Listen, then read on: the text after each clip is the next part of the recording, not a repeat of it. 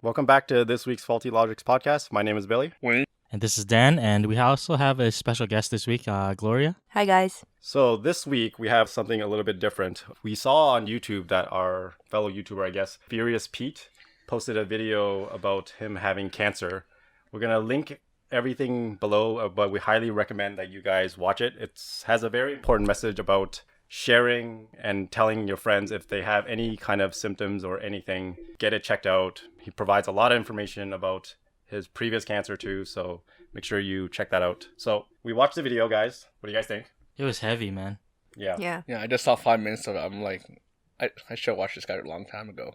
Didn't have the sad music, like the sad somber Stop music. bring you know who up. Yeah, when I saw it, I was like, I wasn't subscribed to his vlogs, and then I just immediately like wanted to follow along in his like journey of what he was going through.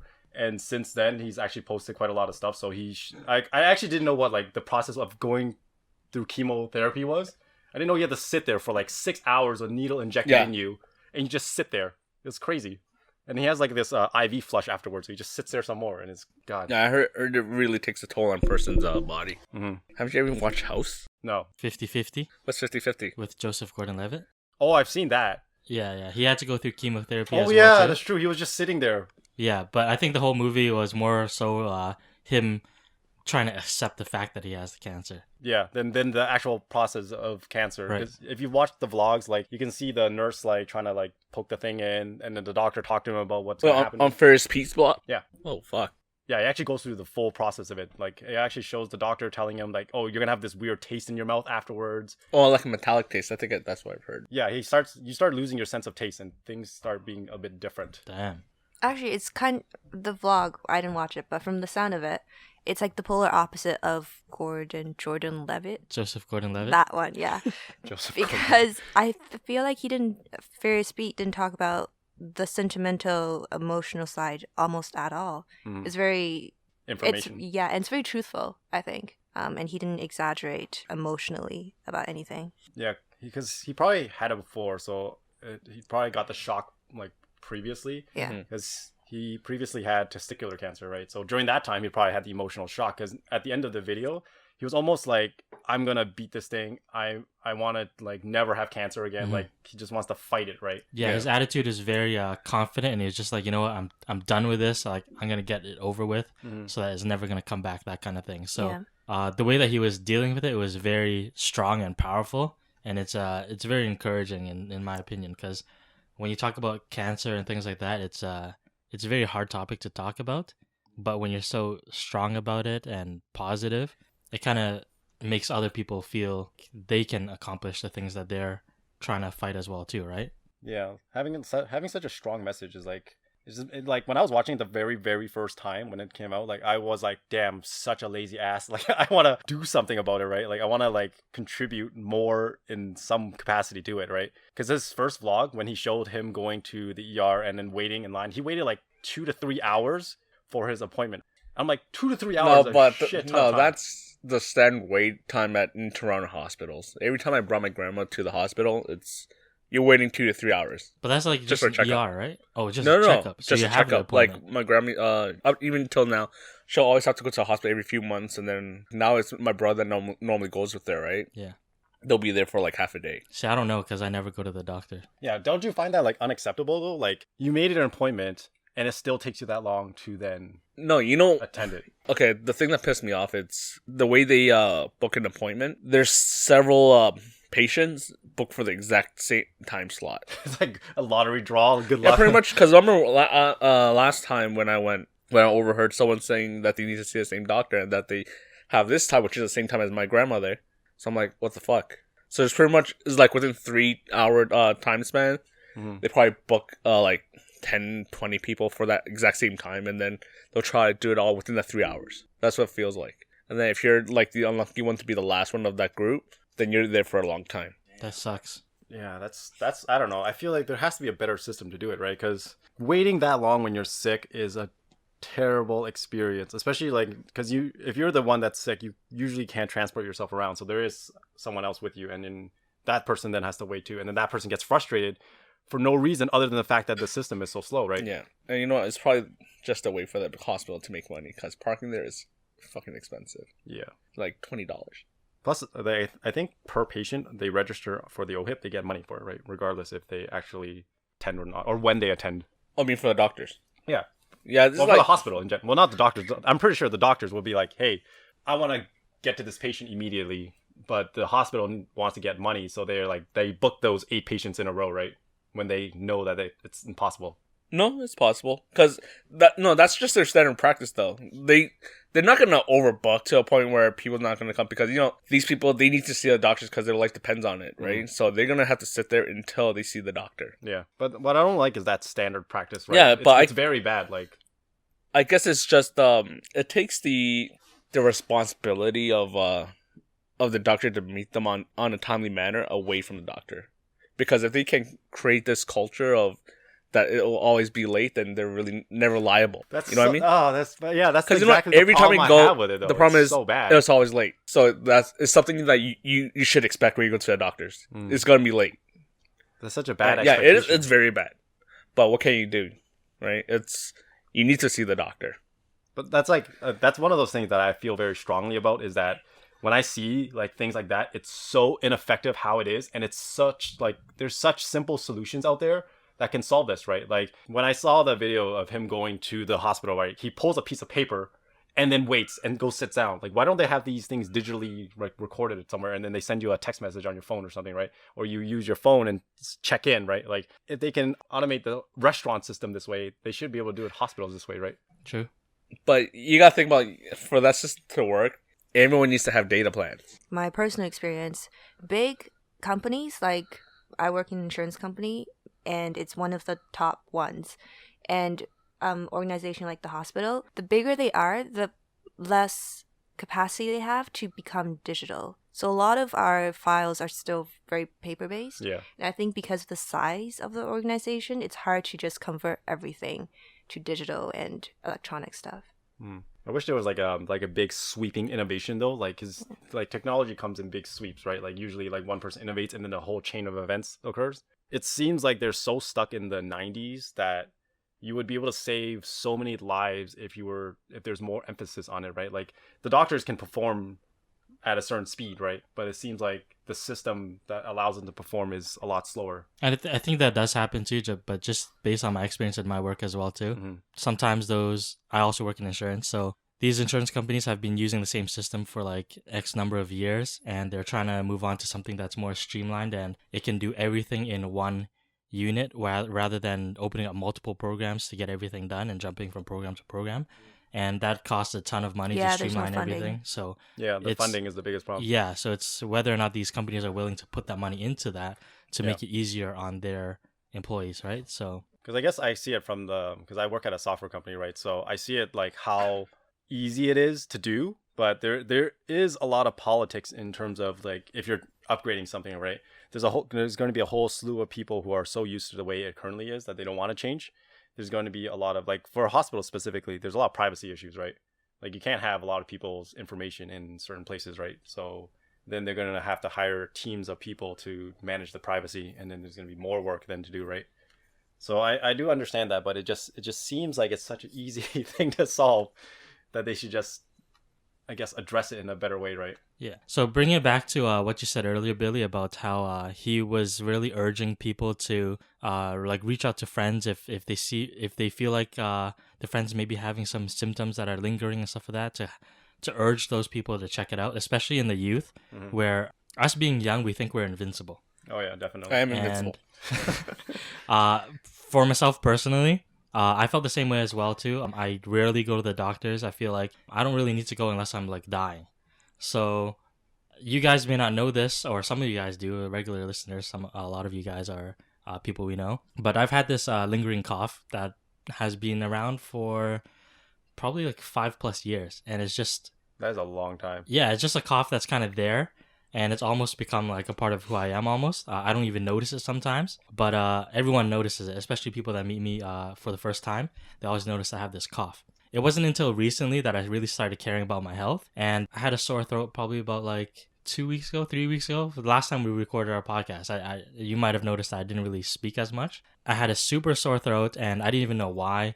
They did a checkup. There's no bacteria in my throat or anything like that. And they urged me to get x-rays. And I think at that time was the first time I really brought it up that I had this lingering cough that's been around for years and years. And they're like, why didn't you tell your doctor about it? I was like, I don't know. Like, I just deal with it, you know? That's how people are nowadays. Yeah, they don't want to deal with it because it's once you face it, it's a reality, right? Until you don't like address it, then it's no problem, right? Right, and it's not killing me, so like it doesn't matter. It's just like this small cough, right? But the thing is, ever since I started working in this insurance industry, I've been talking a lot more. I'm constantly talking 8 hours a day to a lot of people. You're talking more now too. I'm talking more now after work, so my throat is constantly irritated and it doesn't really heal, and I always get sore throats and things like that. We edit out a lot of my coughing, and yeah, it's like right now I did an x-ray and they say I have some soft tissue in my lungs. They didn't say it's anything major yet, but just like Furious Pete said, you should keep following up on it because you really don't know what it is. Like, why do you have soft tissue there, right? So I will have to go through a follow-up x-ray and make sure that it is nothing serious, and hopefully that goes well. So don't be like me. Don't be stupid and like push it off and everything. If you guys have weird like moles that are growing on your skin and stuff like that, or weird lumps in your body, check it out. Wayne just checked his arm out. Yeah, so I think, Billy, you like mentioned earlier that you knew somebody that also had something. But before that, though, I want to know, like, why did you suddenly start caring about the health, though? Like, what triggered that? Like, honestly, I don't know. Probably has benefits now.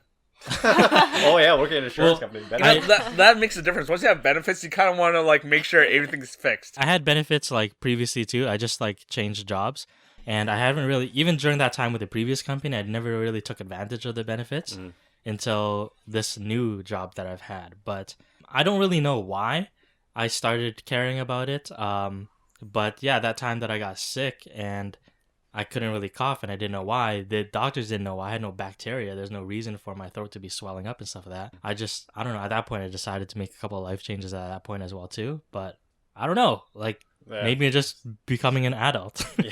Adult just happened. In like 2016, adulting just happened. Quarter age crisis, maybe. No. For guys, it's like third life crisis already. Yeah, so I had a coworker. He kind of had the same attitude as you, where he was just like, whatever, right?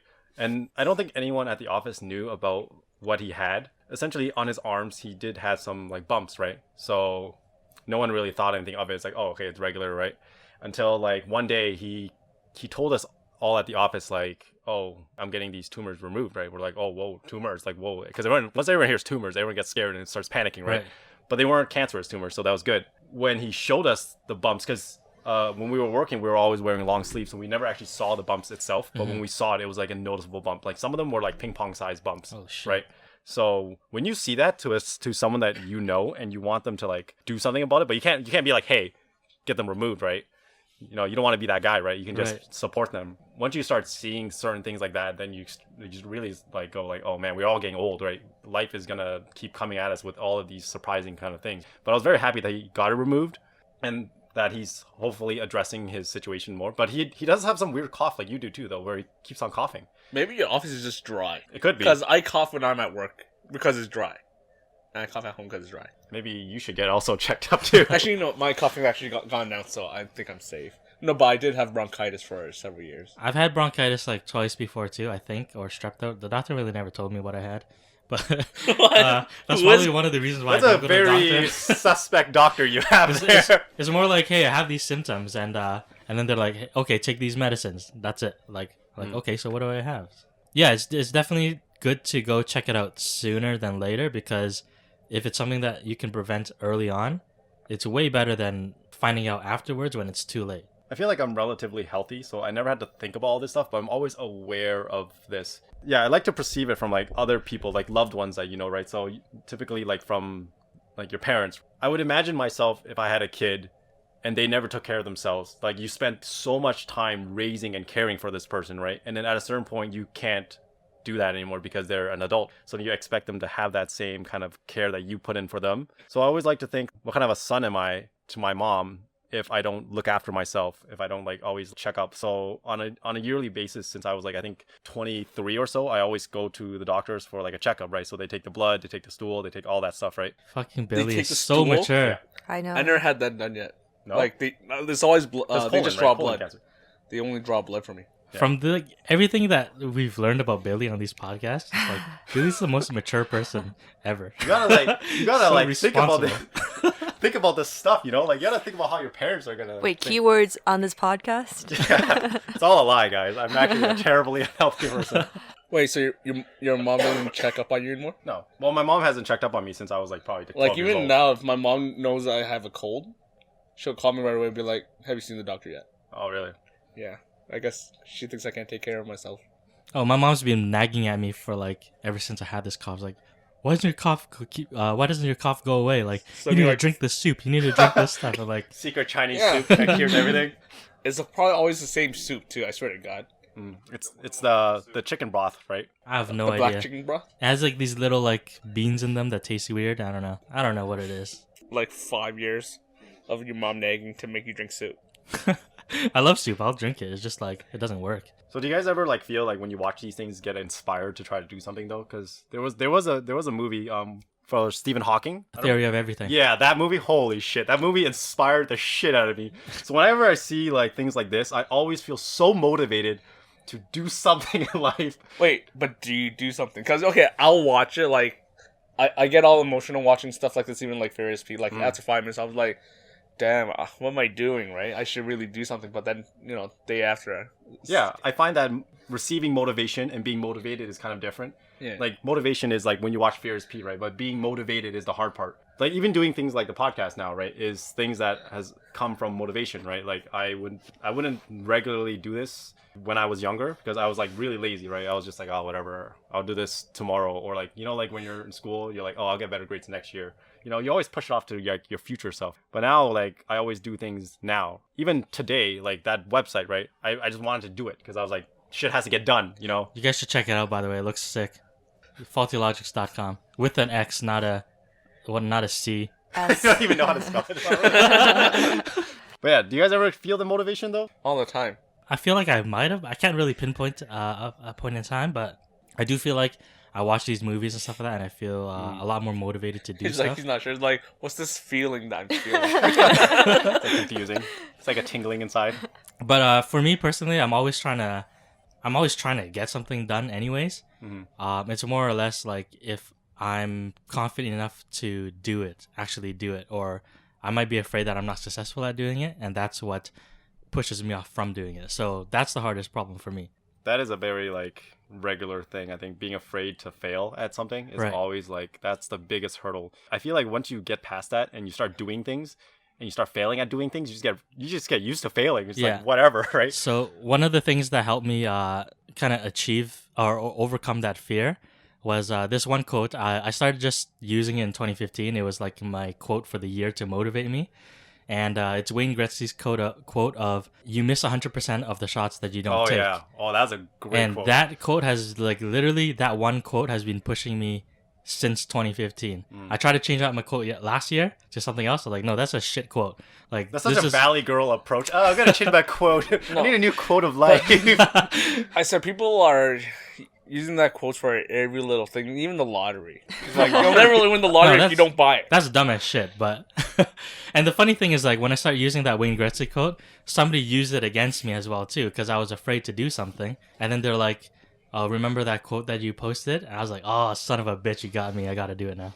Has there been anything for you though, Gloria? Because we were talking earlier. You said that you drank a lot of coffee, which means that you must have been doing a lot of work.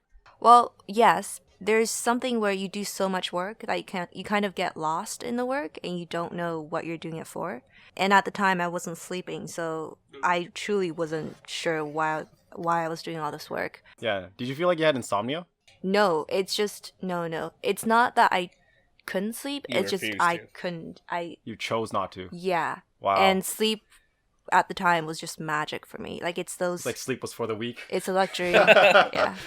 It's like you point to yourself, don't sleep. Literally, yeah.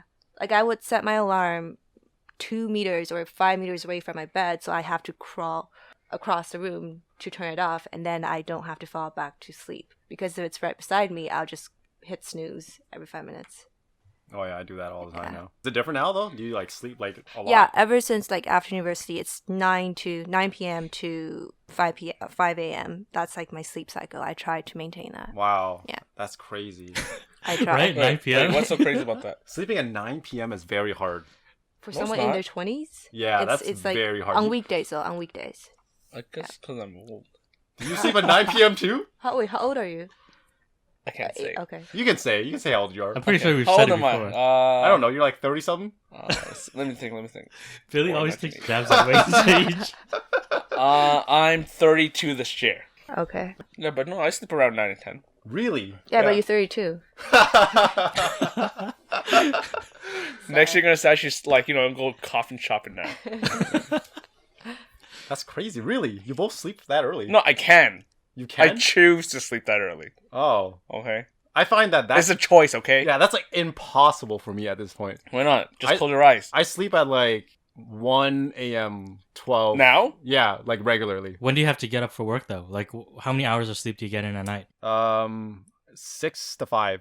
That's usually what my goal. Damn. Wait, what time do you go to work? I don't know. I wake up and choose what time I go to work. Oh, that's different, because we have scheduled times to go to work. I can be late for work and it doesn't really matter, but I try to generally wake up at like days I don't have to go to gym, I wake up at 7. Mhm. Days I do go to gym, I wake up at 6 a.m. That's So, alright. somewhere around 5, that's why 5 to 6.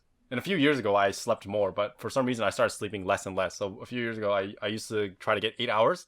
Because once you hear that thing where you say you need 7 to 8 hours to work to be functional as a human being, right? And I was like, okay, I need this, right? And then once I realized this was kind of like a placebo thing that was affecting me, then I stopped doing that because I was like, I don't need like the 7 to 8. Yeah, they say it varies from 6 to 8 depending on the person. Yeah, depending on the Yeah. people, right? No, it just has to be a regular thing. Yeah. Because Yeah. you can't change it, and it has to be the same time. You should try sleeping at 9. It's great. You should really try sleeping at 9. I can't. No, there's something about waking up at 4 a.m. I assume you wake up at 4 a.m. I don't or wake up 5. that early. He wakes up earlier than you. You're the 3 only one, a.m. Gloria. No, I don't wake up that early. I wake up around 6 a.m. Ooh, okay, never mind. But there's something about waking up at 4 a.m. or 5 a.m. It just, you feel like you can get so much. I know No, exactly. I what do. Whenever I do wake up at 4 a.m., I go right back to sleep. How do you do that? If I sleep past 8 hours, I get a huge headache. Oh, no, for me, no, the thing is, okay, regardless of the time I go to sleep, Yeah. I'll wake up at the exact same time, I right? see. I could Oh, go to yeah, sleep yeah. at 8 That- p.m. that's really weird that you do that. I could go to sleep at 8 p.m. or 12 a.m. and I'll wake up at 6 a.m. I have that issue as well too. Except I wake up at like noon. You have a totally different issue. Because, like, Yeah, I'm like sleeping at 3 a.m. like my sleep schedule, it's set to I'm waking up at 6 a.m. every single day. Like, even today, I woke up at 6 a.m. That's crazy. I can't do that. So I went out to catch Pokemon. Oh my god, that's this terrible reason to wake up at 6. But I know what you're talking about though, Gloria. When you wake up at like that's certain. There's like this golden time when you wake up. There was some weekends like a few months ago where I used to wake up at like 5 a.m. Then like I would go to Starbucks and I would do some work. I feel like it's such a huge like hit of dopamine or something where I'm so happy. I'm just like so productive. But then the problem I realized that around like noonish I crashed like crazy. It was like this huge like downward spiral where I'm like, all right, I'm done. I can't do anything anymore. And after that, it's just like I guess. You need an afternoon nap, like the people Yeah. in China. Yeah, that's Or they basically can- what happened. I think in Spain or something they have siestas. Oh yeah, What? siestas, What's man. siestas? They Yes. take a nap in the middle of the day and then they Yeah. go back to work. No, same with China, too. When I went Yeah. to China, it's like my uncle would take a nap in the mid-afternoon. He must be a rich person there. It's very rich. Yeah, because the poor people are working like Oh, yeah, of 12 course. hours a day. Okay, so we're gonna try to talk about another YouTuber. It's kind of like been around in the news a lot recently. His name is Pewdiepie. I'm sure everyone knows who he is. A little background of the story. So he's been having this like beef with the what they call the media, right? But basically Wall Street Wait, Journal. is he actually having beef or people just attacking him? More like the Main Street media is attacking him. Yeah. Specifically, Wall Street Journal has been like targeting him, saying he's a Nazi, he's an anti-Semite. There's a lot of like videos going around, articles going around. What they do is they basically take clips of his videos. So there's one video where he was talking about the YouTube Hero program, which is basically an administrator of the comments. I think it's just users right now are supposed to be a part of this thing where they help moderate YouTube. Yeah, basically. it's just moderators, right? Yeah. So he made a satirical comment that these people will be like Hitler's or supporters or something like that, and then he did the whole Hitler hand thing. Like the Heil Hitler. Yeah, Wall Street Journal took all of that and then basically flipped that around, did some cutting of the video, and said that he's a Hitler supporter, right? And then because he in his video. Or that video or some other videos had pictures of him with Hitler. So he edited himself with Hitler next to it. And then they used that against him. This is like one of the things I really hate about mainstream media right now. They're so fucking irrelevant that they're like manipulating stories and making fake news just to stay relevant. And Well, like like- so much of the shit they put out is not even legit. Like who you go to journalism, you go into school for journalism and everything, and you're not even doing your job properly. Like you pieces of shit. As a person that doesn't know exactly what happened, because all I've read is pretty much still like all the headline articles, and from what I gathered is that YouTube did remove videos themselves because it did go against their guidelines. YouTube never removed any videos, but they took away his sponsorship for his YouTube Red. No, I series. thought they never didn't remove any no, videos. His videos were not against their code of conduct, so they never removed any videos. And he actually made a response to that too, saying like he understands that YouTube and Disney basically dropped him as a label. Right, because they want to protect their brand anyways. Yeah. So if you actually like, we'll link the response somewhere. But he actually composed himself. He wasn't his Pewdiepie, like, because that's a front, right? Like that's Right. a character he It's a played character. essentially, right? So he responded as like Felix, right, his real self, to all of the attacks that were going on, everything like that. He addressed like almost every instance that they called him an anti-Semite and a Hitler supporter. And there was one point where he said he basically admitted that he's a shitty comedian, right? He crossed the line. He went too far. He was trying to be funny, but it hurt and offended some people, right? So, you know, he addressed it, which I thought was very good. And after he made that public statement, they still were labeling him a Hitler supporter. And then the most recent ones, they were trying to compare him to Trump. They're saying basically he's using the same tactics as Trump, which is sensationalizing something and then backing away and then sensationalizing something again, right? If you were a consultant for PewDiePie, asking what he should do now, what would you say? I would say keep doing whatever the hell you're doing, because he showed, I guess, mainstream media's growth and profit and meaningfulness to the youth, and all the graphs were going down. Because I was trying to actually look for Wall Street Journal stocks, but when you Google Wall Street Journal stocks, it's very hard to find the Wall Street Journal's stocks itself. Because they post about stocks, right? Right. Because I wanted to see what their value was over the past few years, because I'm sure it's dropping. So in order to Wait, do you know their ticker? No, I don't. I was trying to find that. It was so hard to find. Wait, are you sure they're even are they Publicly being traded? traded? Yeah, I don't know. I was hoping because I they know were. TMX is traded and their ticker's just X. I was hoping they were, because they're such a big company. Not necessarily. And that's exactly to the point that I said earlier. Like they're starting to become irrelevant, and they're trying to stay irrelevant. So yes, they're basically losing so much funding. So then they have to like create these crazy headlines and all this stuff. And I don't know if you listen to Philip DeFranco. I think Dan listens to him, right? I used to. So you hate him now? No, I just don't find him. It's not. He doesn't produce a content that I enjoy listening to. So. Well, the more recent ones, I actually found that I enjoyed more, because he likes to address both sides of the story a bit more than other forms of media, right? Like, I think he's a legitimate form of media now. There's a lot of things out there where it's all like left facing or right facing, and who cares? Like, just get the facts out, right? Right. What is the point of it, right? Like, if someone says something crazy, like if someone says PewDiePie is a Hitler supporter, like, what are the facts? Like, is he a Hitler supporter? Right. What is the contributing arguments for that, right? And if he is, then I don't know, like, go shit on him all you want then. But there needs to be some kind of like follow up. So what Philip DeFranco wants to do, actually, because he said it many times, is he wants to actually make a media company now and fight against those like Wall Street Journal companies. They have such an archaic way of doing things now, and they're supposed to be journalists, like you said, right, Dan? But they're not doing what journalists do. They're not fact-checking things. They're not like writing about stuff. They're basically converting themselves to BuzzFeed and writing like really ridiculous articles now. Yeah, it's more about getting the article out first rather than getting the article correct. And this kind of plays into the Liberal Party as well too. And I think this is one of the greatest downfalls of the Liberal Party and why Trump is so successful. They don't know how to argue back or debate back using facts as well. Mm-hmm. All they do is kind of insult to the other party they're arguing against and like try to make them look stupid rather than debating with valid facts and points. Like, it's super easy to debate the Conservative Party, but the Liberal Party is just so stupid that they just resort to like childish insults and everything. But it's also very hard to, at the moment of debates, when someone says a crazy fact, like imagine like they were having a debate and they're like, cancer is cured, so our party was the one that contributed $9 billion towards it. And it's hard to fact check that at the moment, right? And the Liberal Party can't say anything about that because they don't know whether or not it's true or false. Because if they say like, no, you didn't, and then they did, they're like, oh shit, Liberal Party hates cancer, right. like and hates curing cancer, right? What they'll do instead is be like, yeah, well, you're racist. That's it. Yeah. But the thing is, like, I feel like they've been backed into a corner where that's all they got now, right? That's all they can do is like, what can you do? You don't know if what the other person's saying is true or false anymore, right? Right. because the moderators don't give a fuck anymore, right? They just like let things go. But don't you guys think people of this generation are kind of different from older generations? Millennials? I guess, yeah. We Because hate millennials. because when we hear a fact, I would assume we just don't believe it just like that. Usually, we just instinctually Google it and find out more about it to see if we should believe it compared to. I do agree with you. I would assume that we would be like that. And a lot of people are using the internet more resourcefully and trying to find facts. The thing is that there's also this whole other world of millennials that are just online trolls. And they'll be creating fake facts as well too, and everyone just believes it. You can just create fake statistics, and people will share it on Instagram and Facebook and be like, "Oh shit! Like, can you believe this?" and stuff like that. And like people believe it. There's no fact checking in that regard.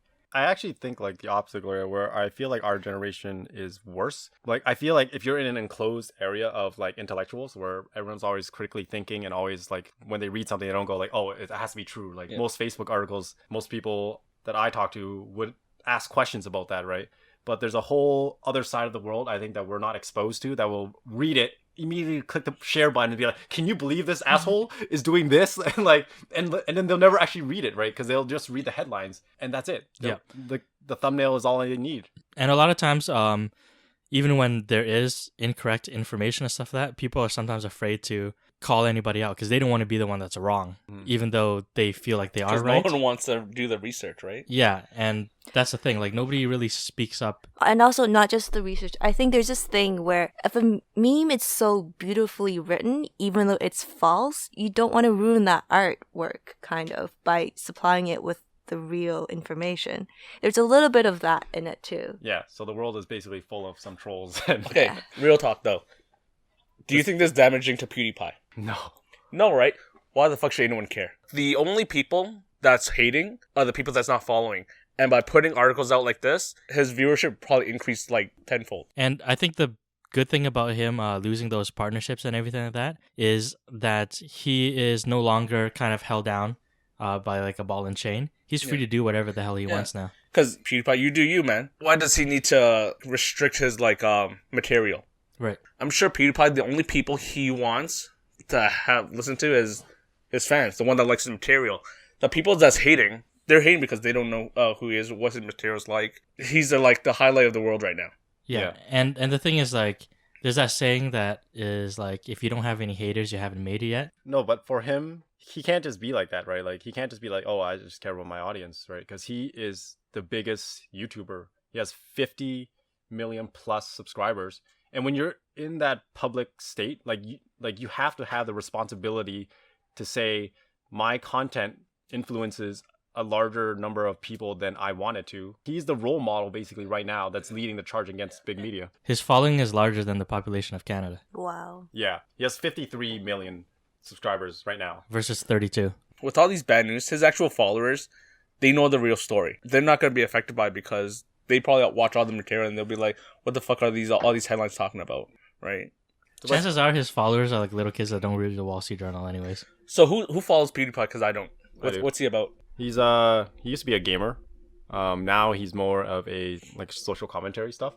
And he just makes like silly videos right now, right? But I think the biggest point is that the way he handled everything was very good. Like, he could have been like, "Fuck these guys, like I don't want to listen to them. These guys are just saying nonsense," and basically done the same thing that the other side did, which is mudsling at them, right? And it can go back and forth. But I felt like he addressed it in a way that was actually a mature. He pulled back and took a step back and was not PewDiePie when he addressed it, right? He was Felix when he addressed it. So it was very like good way of handling it. Yeah. So he was his own publicist. Yeah, because you look at him, he's like this he makes video game content. He looks like an idiot, right?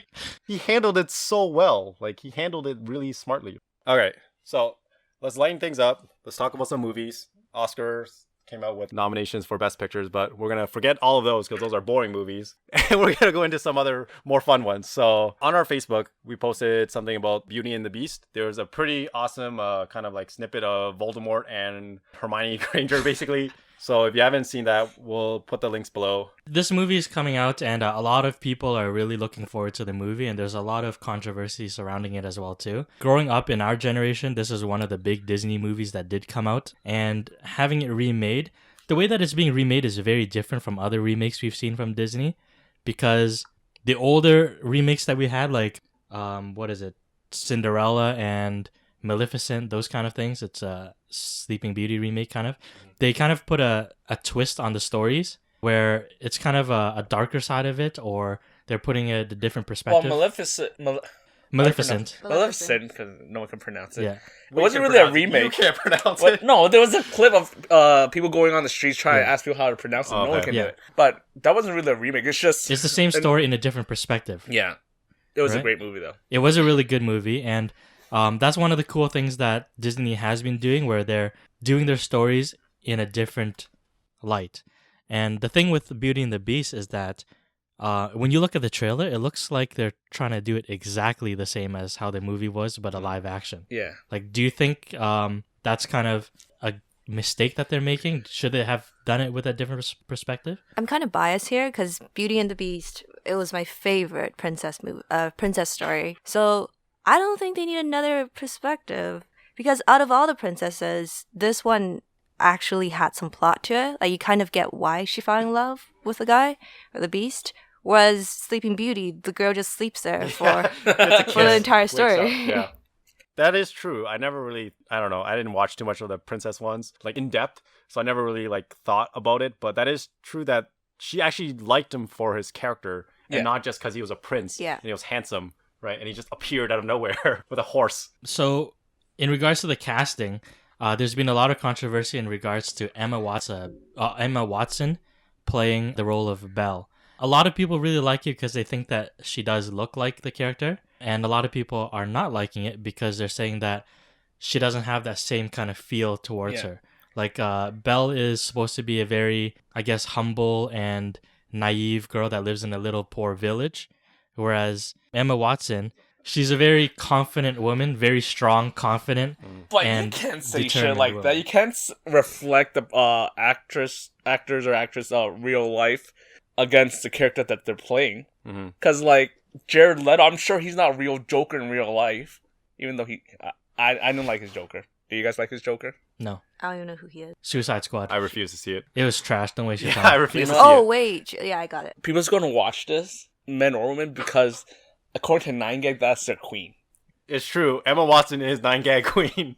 So everyone's just going to watch it just because of Emma Watson. Not because it's Beauty and the Beast. You know what Gloria was saying about how it's good that nothing was changed? It's like the old saying, why fix something that's not broken, right? Because you also have those, what are they called? Keyboard heroes or whatever? Yeah, Keyboard Warriors. Yeah, keyboard warriors.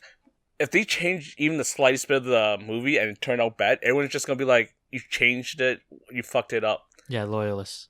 What I like about it, how they kept the same, is to get the attention of all the new generation, so they can experience what we experienced. That's how I'm looking at. Because if they change something, then that means they're just having an entirely new movie. They might as well call it something different. That's true. I don't think they need change just for the sake of change. You know what I don't like about Emma Watson being Belle, though? She has this smirk, the Emma Watson smirk. You know what I'm talking about? Oh, yeah.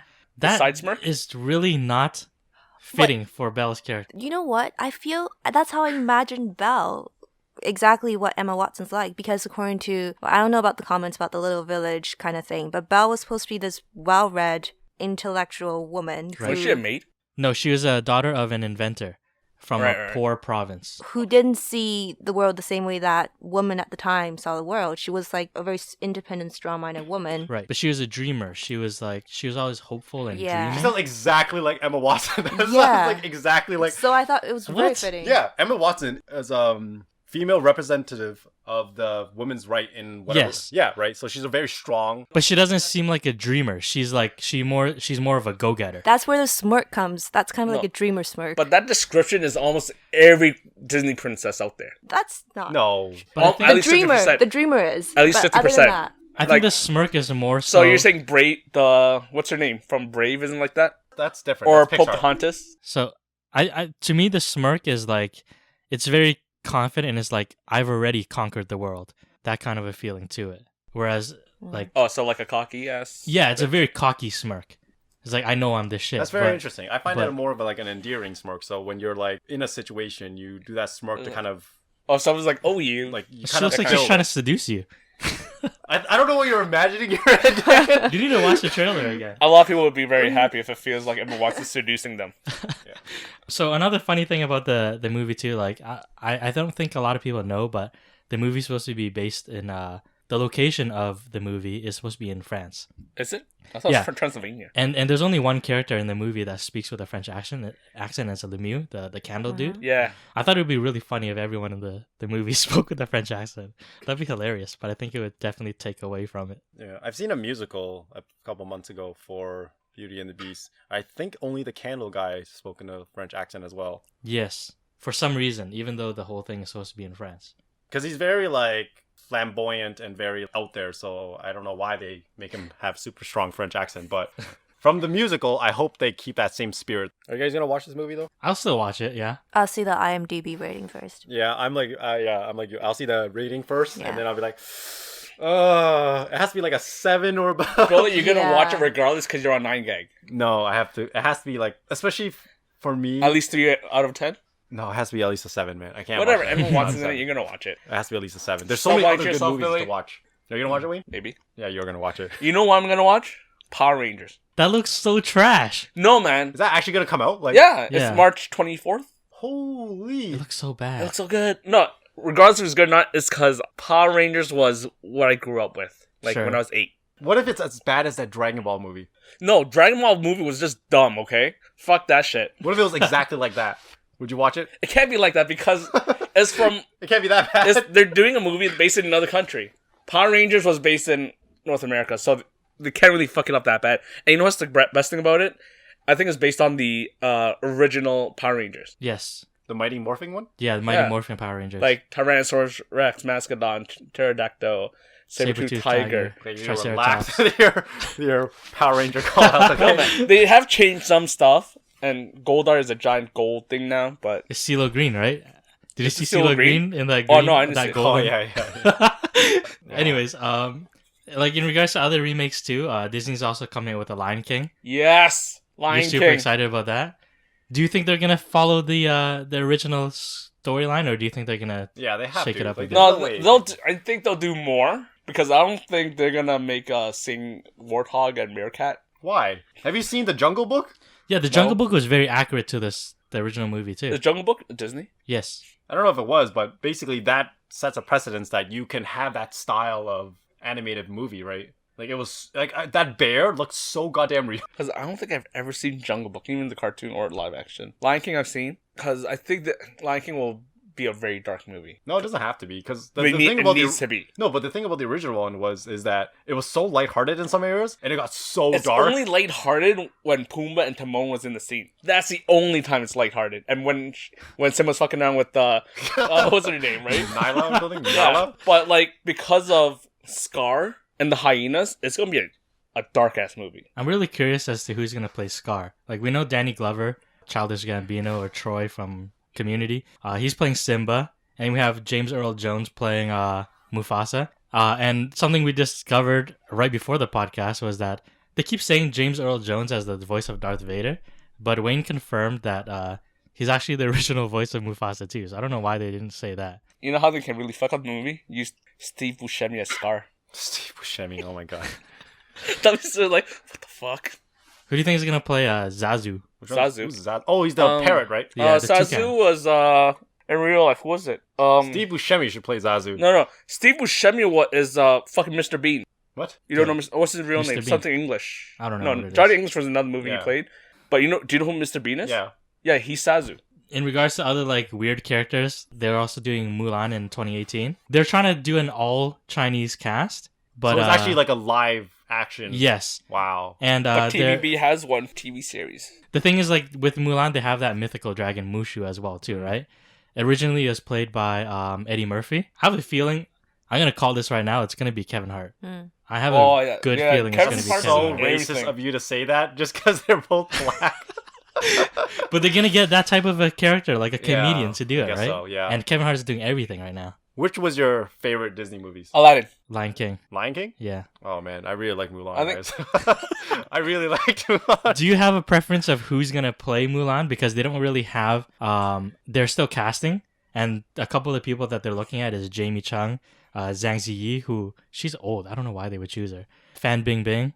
I don't know any of these actors or actresses. I think someone that's not traditionally pretty in the Chinese sense. So because Mulan wasn't traditionally pretty, she was more of she was more traditional Chinese Angelina looking. Jolie, bet you. No. It'll work. Angelina Jolie. Personally, I've always wanted Brenda Song to play the character. The thing is, I don't think she can pull off any of the singing. I just really like her look in terms of Mulan look. Jamie Chung currently plays Mulan in the Once Upon a Time, the TV show for Disney, with all the they like do a mashup of all the Disney characters and stuff. So she seems to be a front runner or a favorite to play the Mulan character, but I really don't like her as Mulan. I really hope they do a good job of it, because Mulan was one of those different stories where the Disney princess, like, they made a new rule for her to be a Disney princess by saying that she has to do a heroic act. The other ones were all like, marry a prince, do all of these things and get trapped somewhere and then someone come save you, right? Like, she was the badass in the movie and did something about it, right? She saved China. Right. Mm-hmm. Coming up are some other movies that are pretty interesting. They released a picture of the Han Solo movie, the standalone. Young Han Solo, who is a smuggler, and how he came to be. That's super interesting just because I'm huge in Star Wars. I don't know if you Did guys they say are. who was going to play Han Solo? They I did. saw a poster. So there is a link. I'm going to click on the link. We can share the link below as well, too. So they show a picture of the cast. Is that Donald Glover again? Yep, he's also in this. He's going to be playing young Lando. Emilia Clarke is in here. She's from Game of Thrones as Daenerys Targaryen. There's Woody Harrelson, one of my favorite actors. And then, right in the middle there is young Han Solo. Oh, one movie I want to talk about was Scarface. I've never seen that. Me neither. Seriously, this is like one of the greatest movies of all time. I thought Godfather was one of the greatest movies of all That time. is as well. Have you seen Godfather? Nope. Oh, man. What? I have. How old are you, Gloria? I'm 24. Turning 25 soon. So do you go into like ancient archives to look for movies? Because I'm pretty sure those are movies you'll What's have. that? I don't know. Something I just made up. I just like the stroking the cat scene from Stroking the cat? Oh my god, I thought it was something different. Never mind. So I don't know why you haven't seen Scarface yet. One of the greatest movies, and personally like one of my top fives. They're remaking it with Leonardo DiCaprio. And out of all people, like, I feel like Scarface shouldn't be a movie that's gonna be remade. Oh, But do you feel like Leonardo DiCaprio can pull this off? I think like Leonardo DiCaprio can do anything the fuck he wants. Have you guys seen Revenant? Yes. Yes. Man, that bear raped his ass. Like, Wait, Scarface is the one with Al Pacino's like, say hello to my little Yes, friend? correct. yeah. I think that'd be so weird seeing Leonardo DiCaprio say that. But he's such a good Yes, actor. he's Do very you think versatile. they'll actually put that in the movie just yes, for yes, they homage? will. They better put that in the movie because he's so good at what he does. Scarface is violence in suits, right? That's the gist of it. Yeah, basically, they're the ones that have the guns. They're like, See, the thing is, I can't see Leonardo in a suit but being violent because I feel like the moment he's in a suit, he just has that But it's blonde. It's not a business suit. It's like a pimp suit. He's a mafia type. Yeah. I just can't see it. Like, I feel like if he has the suit on, he just has that blonde hair, very sleek, sophisticated look. What was that movie that he was in? Magnificent Seven. Have you seen that? He was in No. there? He was one of the rich guys. So he was in a suit and then No, Django. Django Yes. Unchained. That is a good Django movie. Unchained. Oh, I wanted to watch Okay, after watching that, yes, he can play. Right? Yes. Okay. Have you seen Django? that. I wanted to. He's the one that's like, I don't want it sounds so racist if I describe the Just plot. say it. Where he's like, he has the... Barely say it. He was a slave owner. Yes, slave owner. And he puts them into fight. How's this racist? It's just Because restating. those slaves are... Because Wayne Oh, is secretly very careful of his words because he's very racist. he doesn't want to come off as a racist. I'm not afraid to say it because I know I'm not a racist. So I don't care. But okay, so his character is basically a rich guy in a suit who has guns everywhere, and he goes off on a shooting gallery with this other guy. Alright, so you know what cockfighting is, right? Mm-hmm. Basically, instead of roosters... They have black guys. Why are you so afraid? Wayne? Just describe it. I don't want people to think I'm a racist. You're just That's just the describing premise of the movie. Yeah. But yeah, after that scene, yeah, he could be a low life, Okay. right? Do you guys have a favorite movie though that you guys keep in mind? Because I used to have some movies I really liked, and then over time it just whatever. One of my all-time favorite movies is The Princess Bride. That's right. Do you know this movie? Oh Is my that with, God. Andre the Giant? Andre the Giant. Yeah. My name is Inigo Montoya. You killed my father. Prepare to die. Yeah. It must be really old then, right? Like, It's really old. It's like in the 1980s, I Did it 80s. make you cry? No, it's hilarious. Oh, It's funny? so funny. That he died? No, Huh? he didn't die. Well, he kind of died. Kind of died. No, And he then died in real life. Oh, What? yeah, he died. Andre the Giant died. Yeah, he, Oh, okay. yeah, he died really early. I think. But The Princess Bride is hilarious. It's like one of the funniest movies. Oh, it's that- too cheesy. So I'm trying cheesy. to think of a movie that I can say that's really good, because right now in my head it's Aladdin. Because Billy asked me. When I was a kid, that was the movie I would play every day, a few times a day, nonstop, because I love the movie. You're like my sister with Beauty and the Beast and Little Mermaid. Just on a repeat. You can almost... Okay, here's the thing with the white people. White people memorize movies word for word. Like, you can play the movie in silence and they can play the entire movie That's out for very you. racist. This is- I think that's just fans of a specific movie. But I used to be able to repeat Friends word for No. word because I've seen it so many I times. did That's that with crazy, Simpsons. dude. So I'll be in the States when I visit my cousin and I'll watch Simpsons. I'll like do the line with the characters and my cousin will just stare at me like I'm a fucking weirdo. Simpsons is life. Do you think your favorite movies though like shaped who you are or what you do? No Well, way. I watch a lot of war movies. I love war movies, but I'm not going to go. Well, fight. I do. My favorite, I've got two. One's Shawshank Redemption. I just saw that recently. that one I can It's- watch it's several pretty times. Good. Um, I also like Green Mile. I like The Green Mile as Yeah, well. please sir. I forgot the line.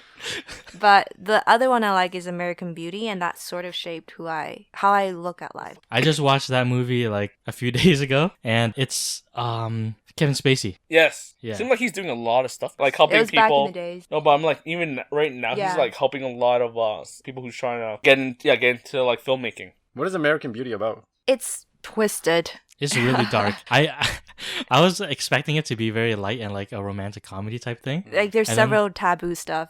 Pretty much right off the bat, I was like, "Oh Like borderline shit, this porno? movie is dark." No, not like that. I thought it was but- borderline porno. That's why I didn't watch it. No. There's boobs. Oh, then I should have There's watched it. boobs, but they're But like underage boobs. it's kind of like covered in middle class life. So it starts out normal, but then you get to see everyone's dark thoughts about stuff. Have you seen Gone Girl then? That kind of sounds somewhat like Gone Girl. No, That was see- a good movie. It's a bit No. different because I just watched it recently, so it's pretty fresh in my mind. The main character, Kevin Spacey, he's he's like a single father. He's in Spoiler alert, by the way. Yeah, I don't care. It's an old movie. 1999 spoiler alert. He's like a father in his like mid-40s, I guess. He has a teenage daughter in high school. I guess he's not really happy with his life the way it is, and or with his marriage or with his sex life. And his daughter has a super hot friend that he gets obsessive about, and he like fantasizes about having sex with her and stuff. Every character in this movie has some like demons that they're fighting, which is really interesting. And these are like really common problems you could see in other people. It's just kind of exaggerated. So they basically try to replicate real life, but they kind of take it to further levels. So it looks like they're all regular people. You're right. That's what they're trying to sell the movie as. And then you kind of start crawling inside of people and then seeing how it manipulates and changes. But the thing is, I feel like I haven't watched Gone Girl, but I feel like their thoughts are things that we'll probably end up thinking when we hit that age. Yeah. It's pure middle life crisis for all the family members. So most of your movies seem like it was from a young age. So I don't know how it didn't influence you, or maybe you guys... I've seen it later on in life. Oh, like I it see. wasn't. Yeah. Oh, I see. So you didn't watch it at the time it came It was out. during when I was staying up in university and I have an exam the next day. That's when I watched those movies. Oh, that's some bad time I to don't watch think she those. can watch because I don't think she can watch American Beauty at 7? No. Because I think it was a radar movie at the time. For me, I didn't watch a lot of those classic movies until I was a bit older as well too, except for The Princess Bride, which I watched in elementary school, and I watched multiple times. Oh. But I don't know. I haven't really seen any huge movie that really influenced me a great deal. It's just I watch it for entertainment and that's it. I find that when I watch like a lot of like meaningful movies, like the last one I remember that moved me was that Theory of Everything one, right? And it was like it just shifts the way you think about stuff. There's one movie that I watched that really messed with my mind a lot, and it was called Splice. Oh. Yeah. Adrian Splice? Brody. Yeah. Yeah. Why is that And- familiar? Basically what it is, they bioengineered this like creature Yeah. by splicing a whole bunch of different DNAs together. Ah, And yes. It was so twisted and like ethically wrong. It just Like Human Centipede? Oh my god. That wasn't even I that want to bad. watch that again. 'cause that I wasn't even saw it that on my bad. feed. Like with Splice, I came out of the theater and I was like, I don't know if I like this movie or if I hated this movie. I really don't know. I think that's the effect that the movie was supposed to have on you because it was so good but so wrong at the same time. Mm. I love when movies makes you do that though. You feel so confused and weird inside. Something that's just visual and audio has like an actual effect on you. It's one of those things like, because we talked about our preferences for movies earlier, where Wayne's like, oh, I can like anything or just general movies that... I love everything. Yeah, but I have a very particular taste for movies that it has to be like of quality, I feel. So I can't watch those like Sharknado movies. Well, Oh, those okay. are trash. Movies like that, I'm not gonna go and watch because just looking at the premise of it just looks really dumb. I'm trying to think of a movie that was like, I don't know, recent that was not as good, but... Avatar? No, sorry, not Avatar. Yes, Avatar. Wait. Not the blue people Avatar, the bald kid Avatar. I was really hoping that they can do like a whole series, but they ruined the Suicide Squad. Oh yeah, it's alright. Yeah, so movies like Suicide Squad. It's alright. I can't watch those movies because it's just trash movies to me, and I don't want to spend my time watching movies like that. But if it was different, like John Wick, where like it's just action and action for the sake of action, and Right. they know what they are, they know their own genre, then that's okay, right? Which is why I think John Wick got rated so highly, because they just like headshots everywhere, right? Yeah. Right. The thing with like Suicide Squad and all the DC movies is like they're actually trying to make it good. Yeah. They just need to stop. Yeah. Marvel is kicking their ass. The thing is, Marvel and DC movies, they're so different. Because DC is trying to go with a dark side. Yeah. And Marvel's like what, more of a comedic shit, right? I guess people can relate it to Marvel movies a little bit more. The thing is, like, DC is doing so bad when they see the success of Marvel movies, they try to kind of follow in their footsteps, but they still want to keep their dark side to it. And it's like, it just doesn't make sense. You're making trash movies. Who made the Batman? The trilogy Batman? Christopher Nolan. I know, but was it Marvel or DC? DC. Oh, that was good. Like Christopher Nolan was like a kind of like a standalone kind of an entity, right? He wasn't a part of the new genre, which is now of all these superhero movies. He was before that time era. So he just, I don't know, he's just good at making movies. Like that guy is just excellent at it. I didn't like the Christopher Nolan Batman movies, actually. What? I liked The Dark Knight Rises. And mainly it's because Heath Ledger killed it in his role. Yeah, he was really good. People saying the Joker on a TV series is supposed to be really damn good. Better than Jared Leto, at least. But Jared Leto sucked. yeah, it was better than Jared Leto. And some claims it's even better than Heath Ledger. Heath Have you seen Ledger it? was so good. It was very good. I'm like, he just redefined Joker.